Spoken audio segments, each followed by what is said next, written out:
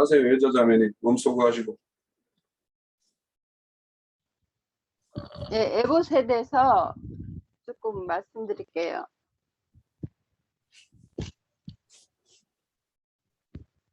그 2절에 1절부터 내 형제들을 위하여 거룩한 옷을 지어 영화롭고 아름답게 할지니 너는 무릇 마음에 지혜있는 자 곧 내가 지혜로운 영으로 채운 자들에게 말하여 아론의 옷을 지어 그들을 거룩하게 하여 내게 제사장 직분을 행하게 하라. 그래서 서신서에서 찾아봤더니 에스겔서에 보면은 44장이요.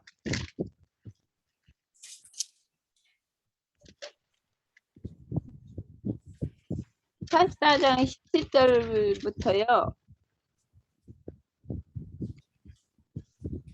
그들이 안뜰 문에 들어올 때 나 안뜰 문과 성전 안에서 수종들 때에는 양털 옷을 입지 말고 가는 베옷을 입을 것이니 가는 배 관을 머리에 쓰고 가는 배 바지를 입고 땀이 나게 하는 것으로 허리를 동이지 말 것이며 그들이 바깥들 백성에게 나갈 때는 수종드는 옷을 벗고 거룩한 방에 두고 다른 옷을 입을지니 이는 그 옷으로 백성을 거룩하게 할까 함이라. 근데 여기까지 있고요. 신약에서 보면은 여기 구약에서 그 에스겔에서 보면은 이 가는 베옷을 입고 그 가죽 옷을 입고 그 양털 옷을 입고 땀내게 하지 말라 그랬어요. 저기 성전에서 봉사할 때는. 근데 그 계시록에서도 보면은 맑고 깨끗한 상아포를 입었다고 그랬거든요. 신부는. 그런 것처럼 우리가 그 교회 생활할 때 진짜 그 기독교에서는 땀내가면서 일하잖아요. 열심히 그 율법으로. 그러니까 우리는 그 믿음 안에서 행하기 때문에 땀낼 필요가 없어요. 시원한 베옷을 입고 이제 봉사하는 것이 합당한데 신약에서 보면은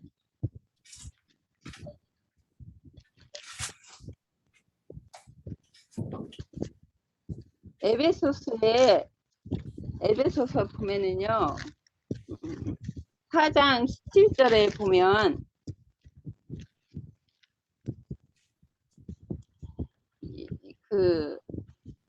그러므로 내가 이것을 말하며 주 안에서 증거하노니 이제부터 너희는 이방인이 그 마음에 허망한 것으로 행같이 행하지 말라. 그들의 총명이 어두워지고 그들 가운데 있는 무지함과 그들의 마음의 굳어짐으로 말미암아 하나님의 생명에서 떠나 있도다.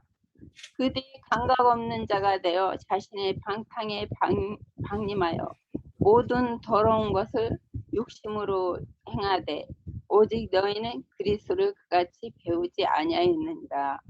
진리가 예수 안에 있는 것 같이 너희가 참으로 그에게서 듣고 또한 그 안에서 가르침을 받았을 텐데 너희는 유혹의 욕심을 따라 썩어져가는 구습을 따르는 옛사람을 벗어버리고 오직 너희의 심령에 새롭게 되어 하나님을 따라 의와 진리의 거룩함으로 지으심을 받은 새 사람을 입으라. 여기 에베소서는 그렇게 말씀하셨고요. 네, 골로새서 한 번만 더 볼게요.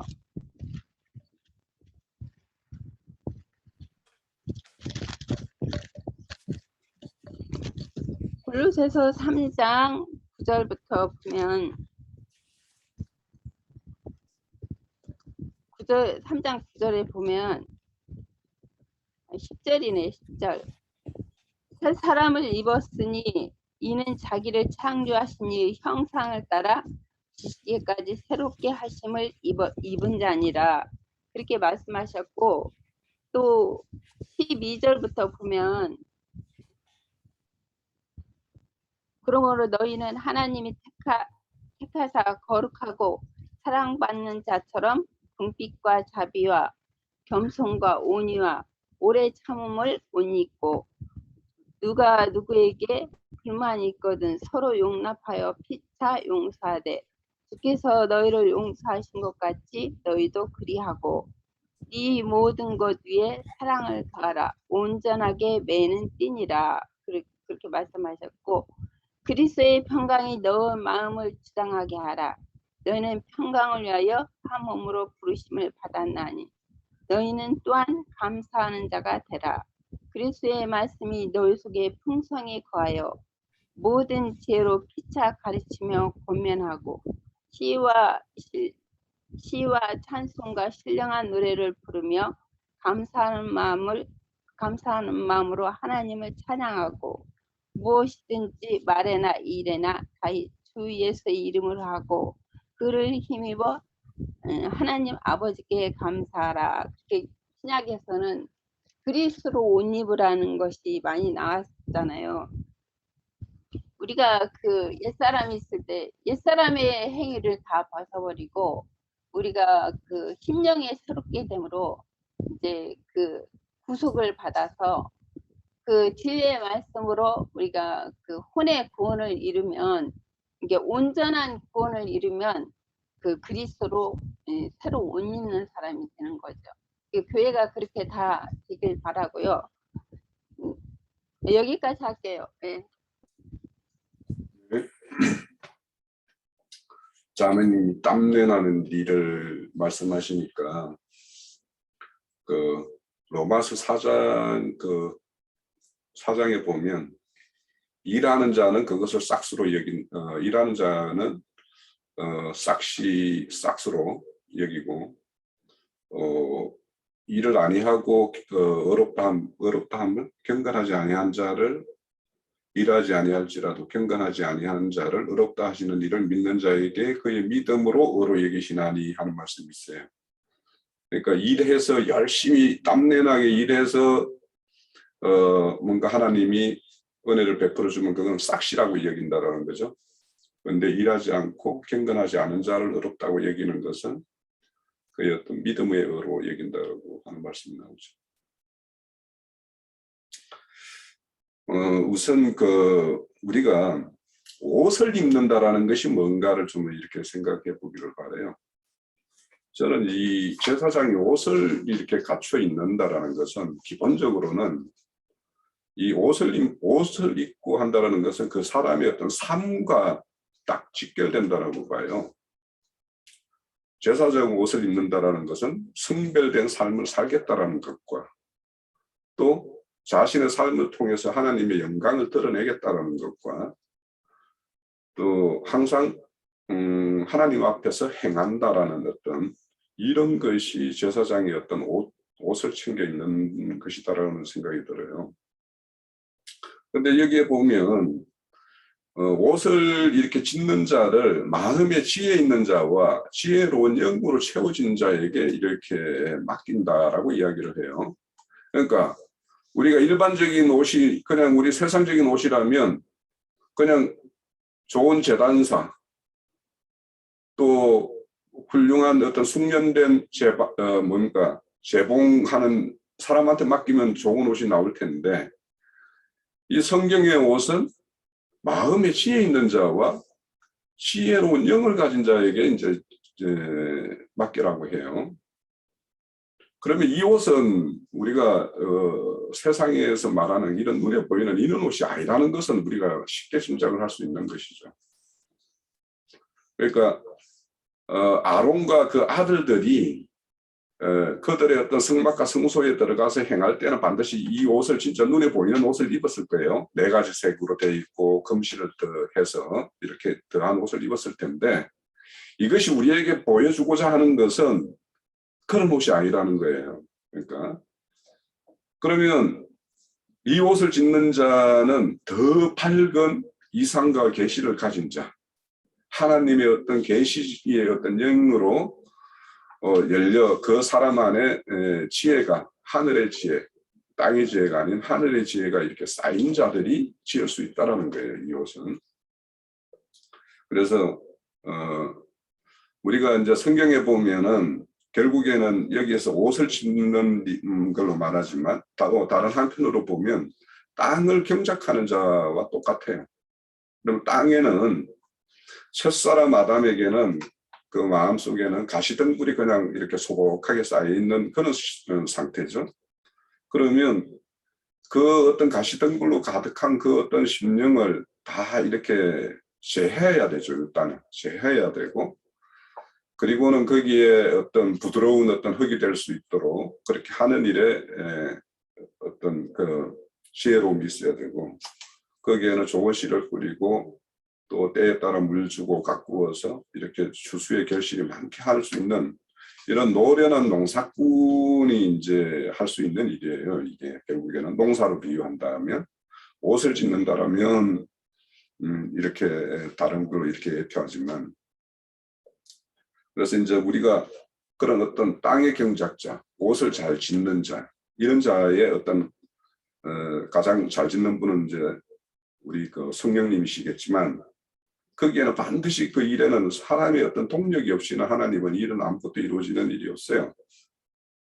그러면 그 일의 동력자라면 이 병원에 수술을 해도 노련한 수술사가 있고 거기에 보조하는 간호사들이 이게 손발이 착착착착 맞아야지 그냥 짧은 시간에 그냥 열고 빨리 복귀하고 이렇게 짓고 이렇게 닫을 수 있는데, 만약에 그게 아니면 열어놓고 뭐 피 다 흘리고 뭐 이렇게 해가지고 아주 위험하게 만들 수가 있겠죠. 이와 같이 그 어떤 집도 의사와 그를 보조하는 그 간호사가 잘 숙련되고 익숙해야 되듯이 우리가 그렇게 해야 된다는 거죠.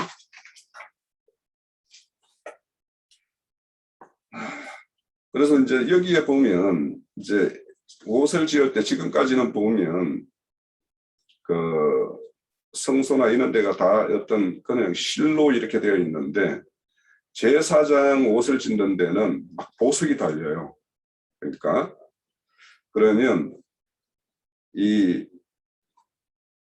식물에서 채취한 어떤 그런 배실에 어떤 물을 새겨가지고 청색도 내고 뭐 여러 가지 색깔을 내는 것과 또 보석을 다 이렇게 달아서 그를 이렇게 영화롭게 한다라는 이것이, 저는 이걸 보면서 하나님이 한 제사장을 세우기 위해서 하나님이 그 어떤 만물을 동원해가지고 우주 만물의 모든 재원을 동원해가지고 세우고 하는 것이 제사장이다. 그러니까 이 제사장을 하나를 키우기 위해서 하나님은 얼마나 많은 재원과 투자를 해서 이렇게 이루어내는 것인가, 이런 것들도 우리가 좀 엿볼 수 있겠다 싶습니다. 그래서 이걸 보면서 제사장 직무라는 게 제가 이 말씀을 한번 정리하기 전과 후에 어떤 그 제사장이라는 그 어떤 무게감이나 또 그 사람의 어떤 그 존엄성이나, 여기에 보면 영화롭게 하라고 그러잖아요, 제사장 자체를. 그러니까 하나님은 그렇게 영화롭게 여기는 어떤 존재로서의 어떤 그런 제사장을 창출해내는데, 이렇게 많은 투자를 해서 제사장을 이렇게 지어내는데, 오늘날 그 이런 세속 기독교계에서는 그냥 4년 동안 뭐 신학을 하고 좀 더 하면 뭐 석박사 과정만 이렇게 밟으면 그냥 제사장의 어떤 자격을 다 갖춘 것냥 이렇게 한다라는 것이 참 합당치 않다라는 것을 우리가 좀 간접적으로 좀 알 수 있겠다 싶습니다. 자, 우리 윤영재님 손 들었네요. 예. 그래서 이 아까 이제 제사장이 될 때 조건이 제사장이 기름 부음을 받고, 그 다음에 이제 백성들이 갖다 바친 그 옷감으로 지혜로운 자들이 옷을 짜가지고 그 이제 옷을 입힌 것으로 해서 제사장이 갖춰야 될 그 내적 외적 그 이 조건, 그러니까 이 모양이 다 갖춰졌다, 좀 이런 생각이, 이렇게 말씀 듣다 보니까 더 생각이 들었습니다. 근데 이 기름 부음을 받았다고 하는 거는 금기름을 이 공급받았다고 하는 것이라고 이렇게 보이고, 또 감동된 자들이 바쳤다는 이 옷감의 재료들, 원료들은 그 수가성 여인에게 내게 물을 달라고 말씀하시는 것과 이 비슷한 이 상황이 아닌가, 또 이런 생각이 들었습니다. 그다음에 오늘 옷에 대해서 나눌 때 이제 옷자락에 그 성류를 새기고 금방으로 단다 그랬는데, 그 부분을 또 어느 분이 이렇게 말씀해 주셨으면 하고 이렇게 지금 듣고 있었습니다. 그런데 그 성류를 찾아보니까 바른 길에서 이탈했다는 뜻인 것 같고, 제가 이렇게 메모를 안 해놔서. 그리고 금방울은 맹세 이런 뜻인데, 그 발을 움직일 때 걸음을 걸을 때마다가 그 방울 소리가 들리면 그것이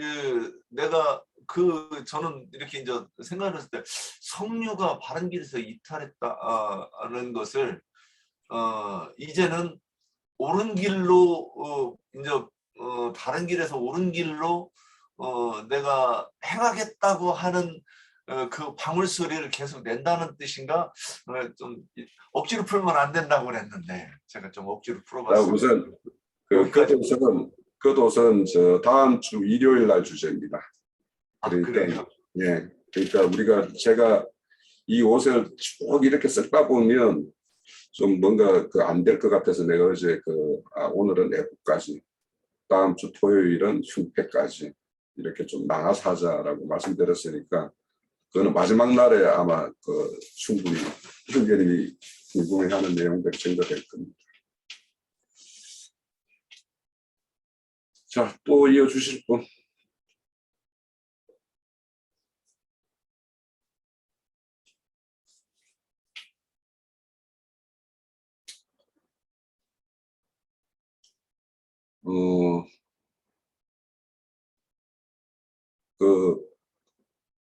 제사장들이 그 옷을 갖춰 입는다라는 것은 에베소서 6장에 보면 전신갑주를 입는다라는 말씀이 나오죠.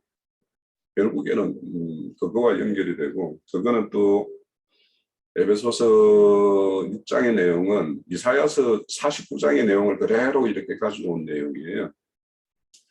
그래서 결국에는 제사장은 가만히 한번 봐보세요. 그 성막 안에서 제사장들이 옷을 입고 이렇게 행하는 옷은 그냥 하얀 옷이라고 그러지만 그 취급하는 게 뭐냐면 피가 줄줄 흐르는 어떤 그 재물들을 취급하는 게 제사장들의 옷이에요. 그러면 그 옷이 실제로 그렇게 하얀 그렇게 이런 옷이었을까? 아마 피범벅이 되어 있는 아마 피비린내가 풍풍 풍기는 어떤 그런 실상일 거라는 생각이 들어요. 그러면 우리가 에베소서 6장에서 그런 어떤 전신갑주를 입으라고 하는 것은 우리의 어떤 영적 전쟁의 어떤 실상을 이제 이야기하는 것이고, 그 성막에서 이루어지는 것도 정말 거기에서는 전쟁을 치르고 있는 거예요. 죄와 싸워서 죄를 제하는 어떤 일들이 일어나는 것을 이제 표상으로 보여주는 것이기 때문에, 그래서 우리가 이런 어떤 제사장의 옷이라는 것을, 그러니까 하나님이 보시기에 영화롭다라고 하고 아름답다라고 하는 옷이 이렇게 내용적으로 그 어떤 속 이면의 내용은 그렇게 하나님이 그렇게 보고 계시지만, 우리가 실상 성막에 가가지고 그 제사장들의 어떤 옷차림이나 이런 것을 보면 과연 그게 영화로울까? 그러니까 오늘날의 어떤 기독교계의 어떤 목사나 이런 종교 지도자들은 지금 폼나는 일을 하고 있잖아요. 진짜 남들의 어떤 존경도 받고 뭐도 하고 삐까번쩍한 어떤 이런 생활을 하는데, 실제 그게 하나님이 참 제사장을 세웠다라는 그 제사장의 어떤 삶이라는 것이 오늘날 종교 지도자들의 그런 보아찰나라는 이런 생활일까?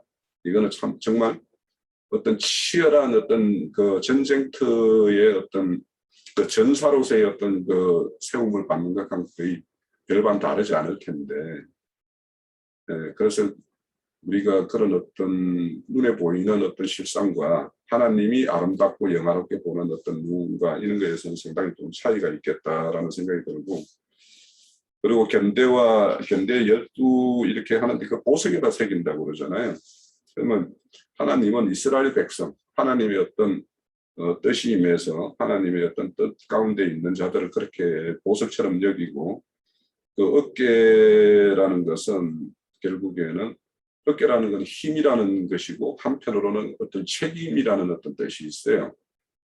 그러니까 하나님께서 대제사장의 어떤 그 어깨에 이스라엘 12 어떤 그 지파의 이름을 새겼다라는 것은, 그들을 그렇게 보석에 새겼다라는 것은 그렇게 귀하게 여기고 알뜰히 살뜰히 살핀다라는 의미와 그들의 어떤 모든 것에 대한 책임을 진다라는 어떤 의미가 다 담겨 있는 것이 그런 어떤 그 에봇의 어떤 그런 우리에게 보여주는 어떤 그런 실상이 아니겠는가 이렇게 생각이 들고, 만약 특별하게 더 추가할 내용이나 이렇게 정도 주실 말씀이 없으면 장로 형제님 말씀 좀 마무리해서 듣고 마치죠. 예. 예, 장로 형제님 정리해 주시죠. 아니요, 예. 아니, 옷하고 옷에 대해서, 이사야 한 구절, 막 밑구절 읽어 드릴게요. 이사야 61장.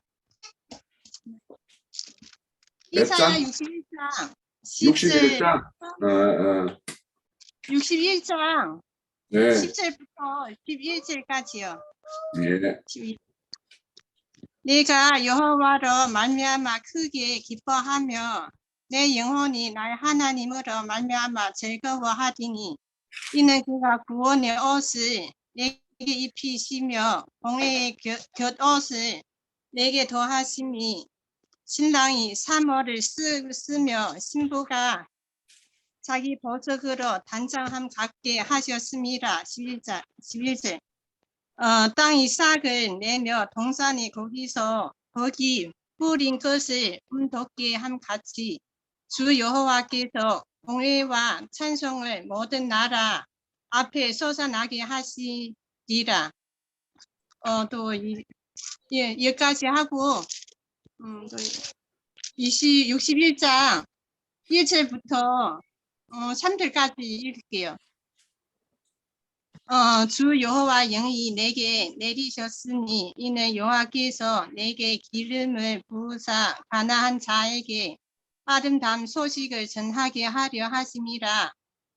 나를 보내사 마음에 상한 자를 고치며 포로된 자에게 자유를, 갇힌 자에게 노임을 선포하며 여호와의 은혜의 해와 우리 하나님의 복보의 날을 선포하여 모든 슬픈 자를 위로하되 무릇 시온에서 슬퍼하는 자에게 화관을 주어 그 죄를 대신하며 기쁨의 기름으로 그 슬픔을 대신하여 찬송하며 그 근심을 대신하시며 그들이 애의 나무 여호와께서 심으신 그 영광을 나타내지라. 이 그림을 받게 하려 하심이니라. 여기까지 읽게요. 나 옆에 있어가지고. 네. 그 제사장이 해야 될 일이 어떤 것인가를 제사장 예수님 받아보신 거죠. 소옷과 곁옷은 무엇인지 막 이렇게 또 생각나는데 또 구절 있는데 신경 안 쓰면 되니까. 여기까지 읽게요. 그 이사야서는 61장 하다가 좀 많이 좀 그러네. 예. 그 61장 그 펼서니까 그 앞에 59장 16절 17절에도 보면 이것이 이제 결국에는 에베소서에 연결된 내용이 그대로 나와요. 59장 16절에서 17절을 보면 하나님이 보시기에 사람이 없어서, 죄인과 중재할 중재자가 없어서 하나님이 직접 나서서 이렇게 하신다라는 내용이에요. 그게 공의의 갑옷을 삼으시고 구원의 자기의 머리로 써서 투구로 삼으시고 보복으로 속옷으로 삼으시고 열심을 입어 겉옷으로 삼으시고. 그러니까 우리의 어떤 그런 구원이나 우리의 모습들은 다 하나님의 열심에 의해서 이렇게 이루어지는 일들이죠. 네, 자, 또 혹 더 보충하실 거 있으면 하시고요. 장로 형제님 주실 말씀이 많습니까? 어떻습니까? 세 번째 시간으로 열까요? 어떻게 하는 게 좋겠습니까? 네, 세 번째 시간으로 하죠.